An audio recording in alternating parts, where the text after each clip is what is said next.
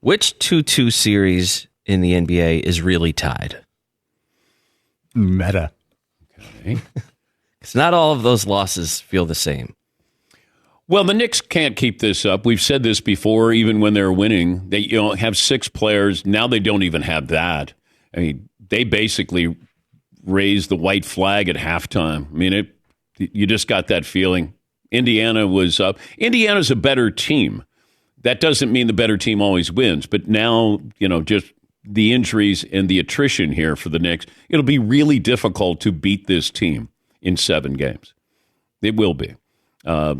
And the fact that OG Anunoby not able to play in these games, really, they don't have any depth. Minnesota, now you go to Denver. Denver wins that game. I think most of us are going to think that Denver's going to win this series.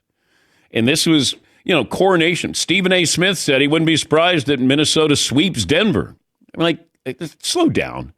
He's been covering the NBA long enough to know it's really hard to beat somebody 4 consecutive games, especially a team that's not in the playoffs very often, and you're facing the defending champs. Defending champ, when's the last time a defending champ was swept in a series the following year? But Stephen A. was quick to proclaim, that all of a sudden Minnesota, they're here. Yes, they are. That doesn't mean they're ready to win. Or that doesn't mean that Denver is ready to lose. You got to factor that in as well. And Joker played well. Murray played well. In fact, Murray right before halftime, and here's the call. Edwards lost the ball with a turnover. Nice Denver D. Porter at the other end, and he tries, and he gets it to go. Beating the clock. Court length. It's intercepted. Murray good at the goals. Got it! A big time 3! Oh, what a shot! Kevin Harlan and Reggie Miller on the call as Jamal Murray right before the buzzer. And give credit to the Nuggets.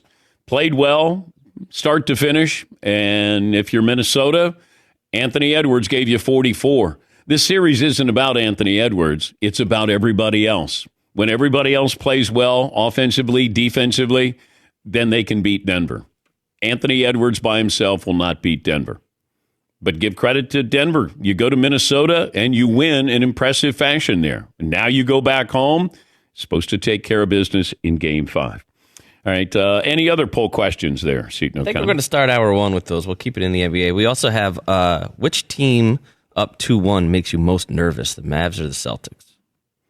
All the Mavs. Yeah. They do? Yeah.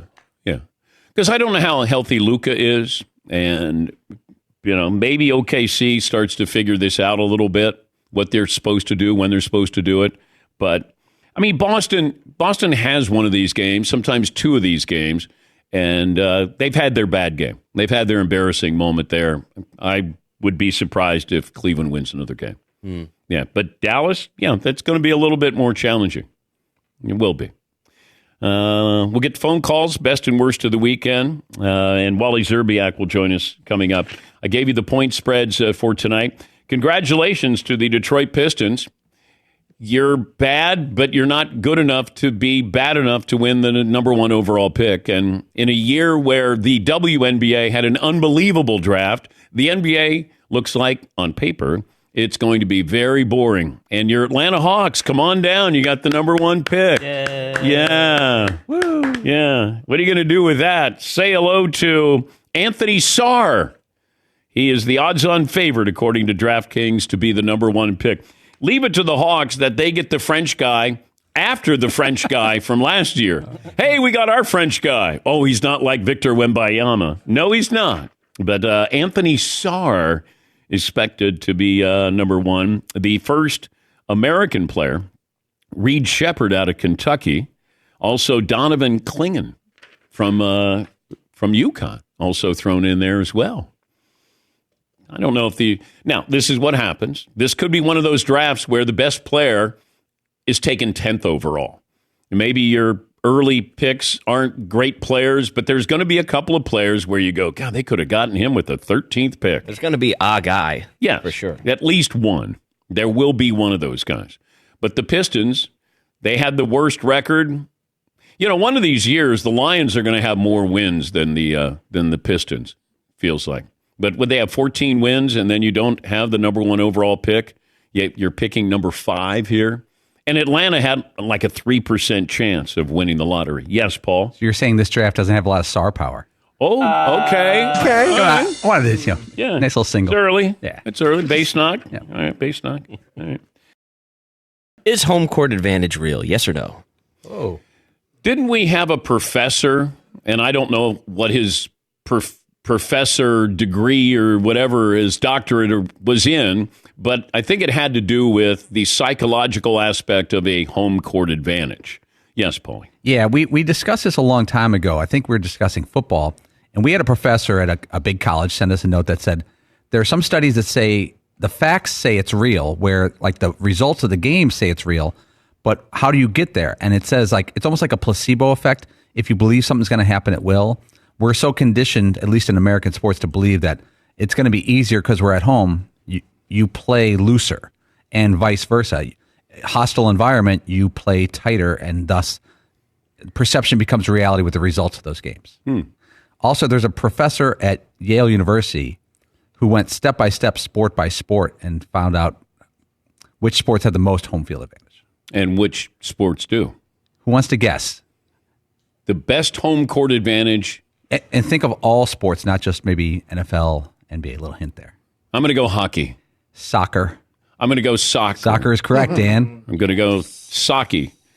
Socky is correct. That's soccer and hockey combined. In basketball, NBA teams win 62.7% of their home games. Mm-hmm. In baseball, it's only 54%. Big difference. Okay. That sounds like a stat of the day, Marvin. Stat of the day, stat of the day. Come on, let's go now. Come on. Not the weekend anymore. Bop, bop. Here comes that what? Stat of the day. All righty. Yes, Eaton. Is that real? Or is it a mental thing, like Paul was saying? Well, I think there's a mental aspect, but there still has to be the physical aspect of actually going out and playing, performing. You got players like Minnesota's at home, and they lost both of those games. You had the defending champs came in there and almost amped up even more because on the road they have to win. Well, it is interesting, though, to say that it is mental because so much of sports is mindset and is mental. Yeah. Right? Yes. Aside from the physical part of it, which is obviously a big one, but the mental part of it is massive. Well, I think you have to be at a certain level talent-wise to get to be a professional. Then you factor in the other things of your approach.